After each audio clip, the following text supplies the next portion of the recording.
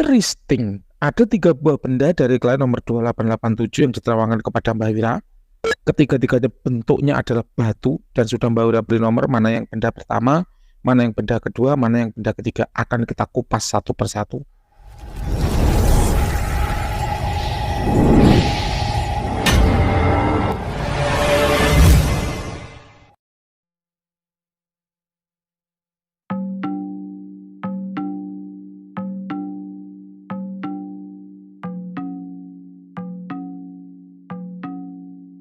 Halo para lovers and haters dimanapun Anda berada, baik yang ada di dalam nyata maupun dalam gaib, apa kabarnya? Salam cerdas bersupranatural. Berjumpa kembali dengan Mbak Wira, Guru Besar Padepokan Sengkelak, Rajanya Azimat. Hari ini Rabu 7 Agustus 2024 jam 18 sore. Kita sedang melayani klien nomor 2887. Beliau menerangkan 3 buah benda yang tidak tahu. Mbak Wira tidak tahu belinya di mana, tidak tahu juga harganya berapa, dan tidak tahu juga praktisnya yang bertuah siapa. Mbak Wira hanya melakukan terawangan, menyampaikan apa adanya dengan sejujur-jujurnya berdasarkan sudut pandang Mbah Wira. Kita mulai dari benda yang pertama. Untuk mengupas tuntas ya sisi spiritual dan supernatural dari suatu benda, Mbah Wira menggunakan beberapa metode. Metode yang pertama yaitu metode vibrasi energi. Penjelasannya hanya ada satu di depan saja ya Pak, nanti yang belakang-belakang tinggal jawabannya saja. Nah, energi yang ada dalam suatu benda itu memberikan tuah ya pada pengguna benda itu. Jadi bisa kita simpulkan, bisa kita bilang bahwa tuah itu muncul dari kandungan energi yang ada pada benda itu. Secara garis besar mayoritas benda bertuah itu mengandung energi, meskipun ada sebagian kecil benda yang bertuah namun tidak mengandung energi atau tidak bisa dilacak energinya. Mbah Wira dengan sukarela mengakui kok, ketika ada suatu benda kemudian Mbah Wira nyatakan ini kosong, tidak berenergi dan kosong, tidak berhodam. Namun ketika dites sendiri oleh penggunanya, oleh user, ternyata berhodam, ternyata bertuah, maka Mbah Wira akan mengakui bahwa oh berarti Mbah Wira ilmunya kurang untuk menerawang benda itu. Dan ada nggak benda-benda yang Mbah Wira tidak tembus dalam menerawang? Jawabannya ada, yaitu benda-benda buatan gurunya Mbah Wira. Itu terus terang Mbah Wira kalah ilmu untuk mengupas tuntas sisi esoteris dari benda-benda tersebut. Jadi ada minoritas benda yang tidak berenergi dan tidak berhodam namun bertuah. Itu ada minoritas sedikit sekali. Sementara mayoritas adanya tuah yang terkandung dalam satu benda itu muncul atau dihasilkan dari kandungan energi yang ada dalam benda tersebut. Nah, energi yang ada dalam suatu benda itu setidak-tidaknya itu ada 3 macam Pak. Yang pertama namanya energi alam, yaitu energi yang berasal dari alam semesta. Energi alam ini bisa masuk ke dalam suatu benda dengan 2 cara. Yang pertama yaitu masuk sendiri secara otomatis tanpa dimanipulasi oleh manusia.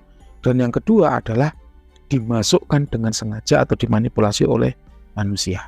Untuk benda yang pertama, kalau menurut Mbah Wira, energinya itu paling besar di antara ketiga benda lainnya. Jadi yang paling tinggi ranking 1 ya benda yang pertama ini. Ini mengandung energi alam Pak. Energinya kuat, panas, menolak, yang menjadi ciri khas bahwa dia memiliki tuah proteksi yang bagus. Kemudian untuk benda yang kedua, kalau menurut Mbah Wira, mengandung energi alam juga. Namun sifatnya adalah belum terkhususkan menjadi tuah tertentu. Jadi kalau ingin dipakai, tinggal diniatkan. Saya berniat menggunakan energi yang ada pada cincin ini untuk apa? Proteksi diri saya, untuk kerezekian diri saya, untuk pengasihan diri saya, dan seterusnya gitu. Level energi alam yang ada pada benda nomor 1 kira-kira ada di level 80 dari skala 1 sampai 100. Sementara di benda nomor 2 kira-kira 60 dari skala 1 sampai 100. Sementara benda yang ketiga yaitu batu combong ini kosong, tidak mengandung energi alam.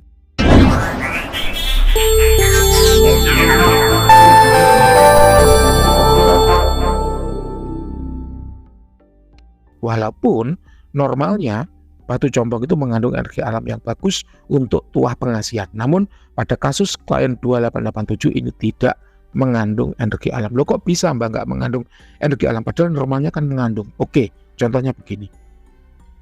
Pak, motor itu normalnya mengandung STNK dan BPKB. Namun pada kasus motor bodong itu tidak mengandung STNK dan tidak mengandung BPKB. Paham ya? Jadi kasus per kasus itu bisa berbeda-beda sesuai dengan individunya.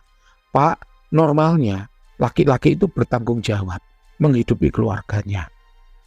dengan segala daya dan upaya dia bekerja untuk menghidupi keluarganya. Namun ada kasus ini, ada laki-laki Mokondo yang pinjol, ya, hutang pinjol untuk main judi slot, setelah itu bunuh diri, nggak mau tanggung jawab menghidupi keluarganya. Paham ya? Kira-kira seperti itu ilustrasinya. Kita lanjut, Pak. Yang kedua, ada yang namanya energi manusia atau energi dari praktisi yang meritual. Namanya energi manusia itu bisa, Pak, dimasukkan ke dalam satu benda. Kalau udah masuk dan memberikan manfaat tertentu, atau ketika udah masuk dan disetting untuk memberikan manfaat tertentu, lantas kita menyebutnya dengan tulpa.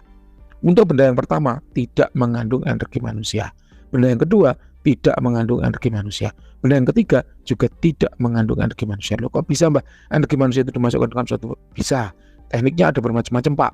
Bisa dengan blessing, bisa dengan prana, dan teknik-teknik lainnya yang Mbak Wira mungkin tidak tahu. Jadi Mbak Wira hanya tahu dua teknik itu, blessing atau prana. Kita lanjut, Pak. Yang ketiga, ada yang namanya energi dari entitas astral. Entitas astral itu adalah jin, ya yang berasal dari khodam, ya. Jin itu ada, khodam itu adalah jin yang sudah ditundukkan dan diikat perjanjian agar patuh dan loyal mau membantu manusia. Jadi energi entitas astral yang ada dalam suatu benda itu adalah energi yang berasal dari khodam. Karena energi di sini yang kita arahkan adalah energi yang memberikan manfaat pada pengguna benda itu. Apa itu khodam? Khodam adalah jin yang sudah ditundukkan. Jadi entitasnya namanya jin, Pak. Ya, jin adalah makhluk ciptaan Tuhan yang terbuat dari nyala api. Nah, kalau jin sudah ditundukkan dan diikat perjanjian, baru kita sebut dengan khodam. Perumpamannya begini, Pak. Apa bedanya wanita dengan istri? Wanita adalah entitasnya, entitas yang berjenis kelamin wanita, ya. Yang kemudian ketika wanita ini kita tundukkan dan kita ikat perjanjian yang namanya akad nikah, baru kita sebut dengan istri. Kalau wanita ini tidak kita tundukkan dan tidak kita ikat perjanjian, maka ya sebetulnya namanya wanita aja, Pak, bukan istri. Kalau sudah jadi istri atau sudah jadi khodamnya tadi, baru kita bisa nikmati manfaatnya atau kita bisa nikmati tuahnya. Kira-kira seperti itu. Kita lanjut. Untuk benda yang pertama, berkhodam, Pak. Sosoknya adalah laki-laki gagah tinggi besar, berkulit merah. Kulit merah ini adalah menggambarkan aura api yang dimiliki. Loh, terus bagaimana penjelasan dari aura api ini? Nah, untuk melihatnya lebih lanjut, Mbak Wira menggunakan metode yang namanya visualisasi. Dengan metode ini Mbak Wira berusaha menangkap tanda-tanda visual atau manifestasi yang bisa ditemukan dalam satu benda bertuah. Nah, semua yang kita lihat pada penampakan itu adalah berlambang atau manifestasi, penggambaran dari karakter energi yang dia miliki. Kok hanya penggambaran, kenapa, Mbah, kok bukan wujud? Karena jin itu tidak punya wujud. Hal ini ditegaskan oleh Pak Ustadz Faizal dalam podcast beliau bahwa jin itu adalah makhluk dari dimensi energi. Oleh karenanya ya wujudnya energi, bukan materi. Beda dengan manusia. Manusia itu makhluk yang berasal dari dimensi energi, dimensi materi. Oleh karenanya manusia itu punya bentuk padat. Kalau meninggal ada mayatnya. Sementara kalau jin itu karena dia berasal dari energi, kalau meninggal dia lenyap, Pak.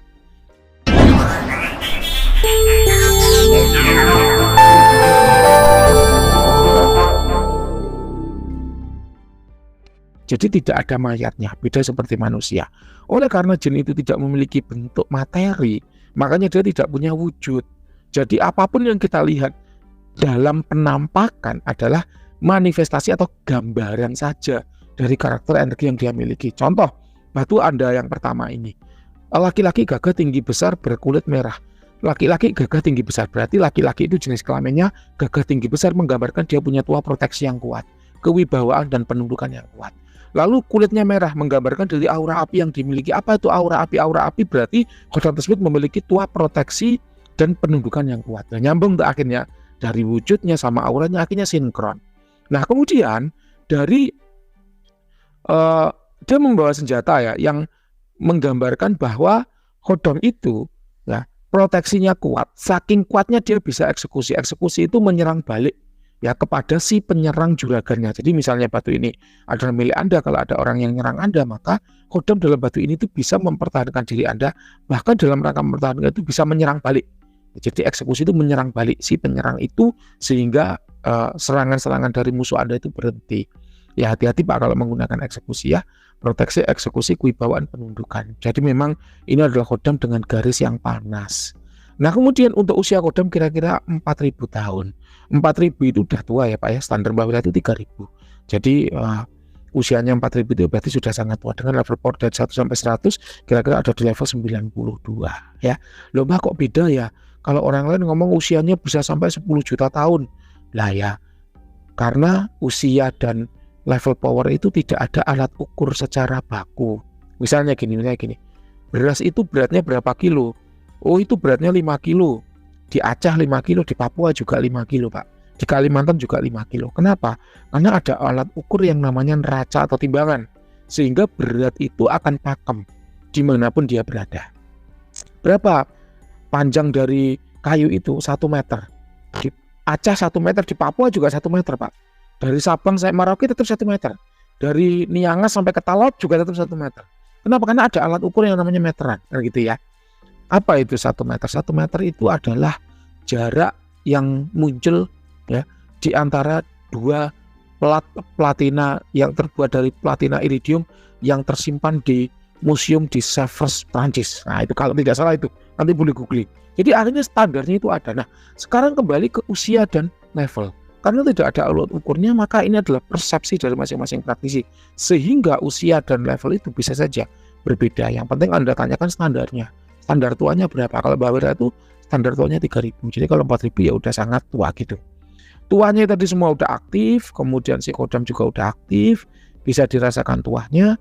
Kalau untuk dampak negatifnya dia tidak ada, tipenya dia adalah dark entitas tapi aman tanpa dampak negatif, meskipun elemen utamanya api, tapi dia aman, tidak menimbulkan sifat-sifat yang merugikan kepada pemiliknya seperti jadi gampang emosian, panas dan lain itu nggak ada, ya aman. Kemudian untuk perawatan Mbah Wira merekomendasikan menggunakan dupa gaharu herbal Cap-Raja Omyang. Kenapa? Karena elemennya api, jadi kalau dibakarkan dupa itu lebih cocok dibanding dengan dioles minyak. Ya, ingat kalau elemennya api, dibakarkan dupa itu lebih cocok dibanding dengan dioles minyak.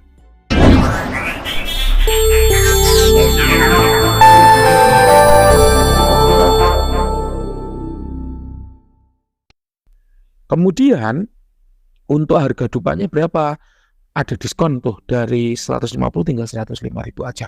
Diskon 30% di Shopee, nanti linknya ada di kolom deskripsi. Seperti itu untuk gambaran kodam dari benda pertama. Kita lanjut ke benda yang kedua. Mbah Wira berusaha menelusuri apakah ada energi dari entitas astral di benda yang kedua. Ternyata tidak ada. Mbah Wira cek secara visualisasi, Mbah Wira juga tidak mendapatkan tanda-tanda visual apapun. Mbah Wira cek lagi secara injeksi energi, juga Mbah Wira tidak mendapatkan feedback. Jadi benda yang kedua ini jelas fix kosong tidak berkodam. Untuk benda yang ketiga juga begitu, sama fix kosong tidak berkodam karena metode pengecekannya sama dan Mbah Wira tidak mendapatkan respon apa-apa. Seperti itu untuk terawangan 3 buah benda dari Anda. Mbah, dulu benda yang kedua ini ada kodamnya, dulu benda yang ketiga ini ada kodamnya. Ya bisa jadi dulu ada kodamnya sekarang enggak, sebagaimana rumah yang dulu ada penghuninya kemudian sekarang kosong. Nah, terus kemana Mbah itu kodam-kodamnya itu? Ada 5 perkara yang menyebabkan suatu benda itu kehilangan kodamnya. Nanti bisa Anda search di YouTube-nya Mbah Wira, 5 penyebab benda bertuah kehilangan kodamnya ya. Di antaranya apa? Beli dari reseller, kemudian mati dalam bertugas, pantangannya dilanggar, perawatannya tidak dipenuhi, atau dia kalah ya, mati saat bertarung menjalankan perintah-perintah yang Anda berikan. Nanti bisa Anda simak lebih rinci di video yang berikutnya. Terima kasih, itu yang bisa Mbah Wira sampaikan. Silakan kalau ada yang kurang jelas boleh ditanyakan. Ada kurang lebihnya mohon maaf. Hasil terawangan bisa saja berbeda, bisa saja salah, mengingat Mbah Wira juga manusia. Lalu yang paling benar bagaimana Mbah? Diuji sendiri, dipakai kalau ada beda nyata antara sebelum menggunakan azimat dan setelah menggunakan azimat, berarti azimat Anda bertuah. Namun jika sama aja tidak ada beda nyata antara sebelum menggunakan azimat dan setelah menggunakan azimat, berarti azimat Anda fix betul kosong sebagaimana terawangan Mbah Wira. Terima kasih, semoga bermanfaat. Silahkan kalau ada yang kurang jelas boleh ditanyakan. Selamat malam.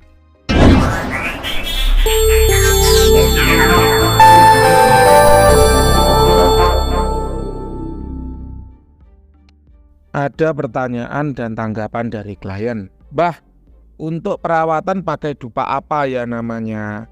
Mbah Wira merekomendasikan dupa gaharu herbal Cap-Raja Omyang. Kemudian belinya di mana? Ini ada linknya.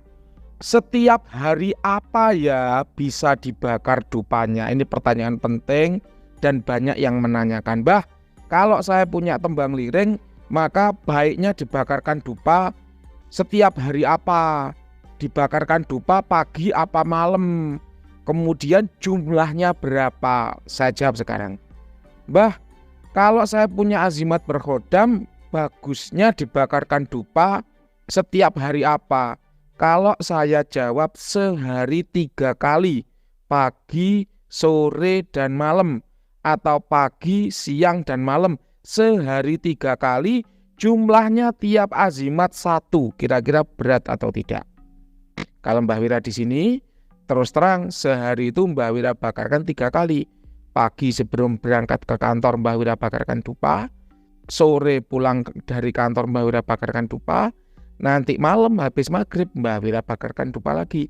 Sehari 3 kali. Kalau mengikuti resepnya Mbah Wira berat apa tidak? Waduh Mbah, berat Mbah kalau sehari 3 kali. Wong saya itu sibuknya luar biasa. Ya sudah, kalau gitu seminggu 1 kali. Tiap hari apa Mbah? Senin. Waduh Mbah, kalau Senin saya itu repot Mbah, ada meeting. Ya udah hari Selasa. Mbah, kalau Selasa saya itu lembur. Oke, hari Rabu. Mbah, kalau Rabu itu saya nganterin anak les. Oke, hari Kamis. Mbah, kalau Kamis itu saya keburu yasinan. Karena kalau Kamis kan malam Jumat ada yasinan. Oke, hari Jumat. Mbah, Jumat saya persiapan keluar kota. Oke, hari Sabtu. Mbah, kalau Sabtu itu saya masih di holiday Mbah, masih di tempat healing. Oke, hari Minggu. Mbah, Minggu saya di perjalanan. Oke, hari Senin. Artinya apa? Artinya silakan Anda pilih mana yang bisa Anda lakukan. Kalau mau nuruti Mbah Wira sehari 3 kali boleh, silakan. Kalau nggak bisa ya udah sehari sekali. Kalau nggak bisa oke seminggu sekali. Harinya apa Mbah yang baik? Setiap hari itu baik. Aduh Mbah saya repot Mbah. Ya udah pilih hari mana yang Anda nggak repot. Mbah saya kalau seminggu sekali masih repot Mbah. Kalau sebulan sekali gimana? Nggak apa-apa. Nggak ada masalah. Kalau kodamnya nggak terima lalu marah-marah gimana Mbah? Buang aja kodamnya. Ngapain kita punya kodam kok ribet amat harus bakarkan dupa. Kodam-kodam Mbah Wira anti pantangan ya. Tidak ada pantangan ya, tanpa pantangan, tanpa perawatan, anti ribet, anti ruwet. Mau dibakarkan dupa boleh, enggak juga enggak masalah. Loh kan kalau kita mau manggil kodam harus sambil bakar dupa Bah. Repot amat sih kodamnya, kalau mau manggil aja harus bakarkan dupa, buang aja. Pilih kodam-kodam yang enggak repot kalau mau dipanggil. Lalu nanti kalau kodamnya marah gimana Bah? Buang aja. Wong hidup kita itu udah penuh dengan masalah kok. Masih harus repot-repot ngopeni kodam, repot-repot membakarin dupa kodam. Kalau kodamnya karena nggak dibakarkan dupa marah, buang aja, ganti kodam dari Mbah Wira yang tanpa pantangan, tanpa perawatan, anti ribet, anti ruwet. Kita kembali Mbah ke bakarkan dupa. Lalu bakarkan dupa sebulan sekali, jumlahnya berapa Mbah? 1. Mbah kalau 1 kurang 2. 2 cukup nggak Mbah? 3. Kalau 3 nanti kalau kurang jangan-jangan kodamnya marah Mbah. Oke 4. Kalau 4 Mbah kebanyakan, ya udah 3 aja. Artinya gimana Mbah? Artinya bakarkan dengan jumlah yang sekiranya nggak merepotkan. Saya kalau bakar 1 dus nggak repot ke Mbah. Oke bakar 1 dus nggak apa-apa. Mbah Wira malah seneng kalau 1 dus Anda bakar kan besok membakar lagi artinya beli lagi. Tambah seneng saya. Gitu Pak. Ya.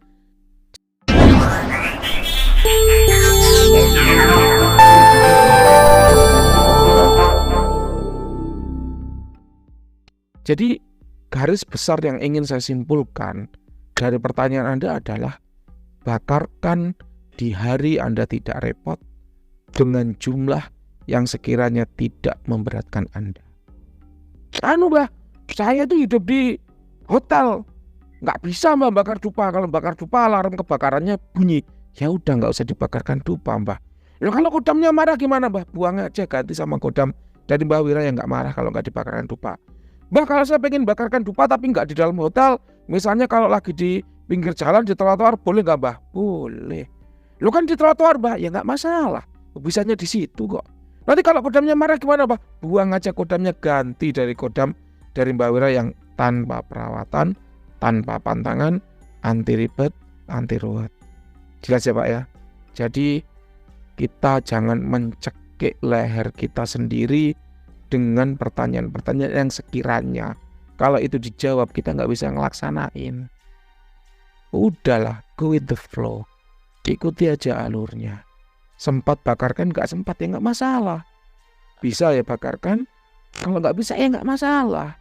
Anda sukanya dupa bakarkan dupa, nggak suka sama dupa. Saya nggak suka Mbah bakar-bakar dupa, sesak dada saya. Terus bisanya apa? Minyak, ya udah kasih minyak. Lo kan katanya Mbah Wira tadi kalau kodam tipe api bagusnya dupa lah. Kalau Anda sesak, pilih kodam Anda dibakarkan dupa tapi Anda sesak napas masuk gede, apa kodamnya dikasih minyak tapi Anda sehat aman Sulaiman? Kan pilih mana? Kan gitu aja. Gitu ya Pak ya. Jadi sekiranya Kita pilih mana-mana yang nggak memberatkan kita. Kalau si kodam itu masih memberatkan Anda, buang Pak. Hidup kita itu udah banyak masalah. Kita punya kodam tujuannya agar hidup kita lebih mudah, bukan agar hidup kita lebih sulit. Kalau kodam itu membuat hidup kita lebih sulit, buang Pak, ganti yang baru. Hidup itu udah ruwet kok, masa kita masih mau nyari tambah-tambah ruwet dari kodam. Gitu kira-kira jawabannya. Kalau ada yang kurang jelas boleh ditanyakan.